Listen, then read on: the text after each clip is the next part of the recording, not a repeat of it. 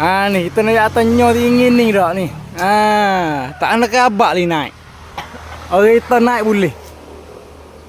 Cara naik ke mana tu kita mai tak tagih. Ni cara naik ni. Tak nak kabak pakai tangga. Aduh. Kita ada ni pakai tangga naik lu. Wak kabak apa tangga tu. Tak naik nyo betul lah ni, naik tangga lah ni. Cara naik dah kot cara naik tu. Ya naik nak tak ambil stay ambil tanah lu. Tu. Tanah lu apa? Boleh ambil tak?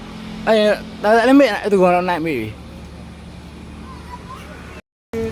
Nak itu tanah secah ada cara dia ni.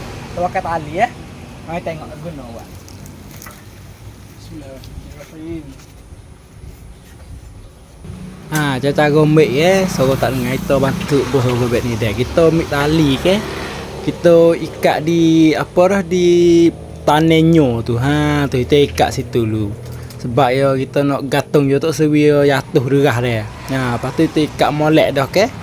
Kita baruk di batenyo, di kelepahnya tu dia. Kita baruk di kelepahnya gopo siap dulu. Ni nak balik 2 kali dia. Kalau balik kali tu takut apa dah, dia seruh jatuh derah pula dia. Kalau baruk 2 kali tu kita boleh kokol lepas tu gong dia. Lepas baruk sudah ke.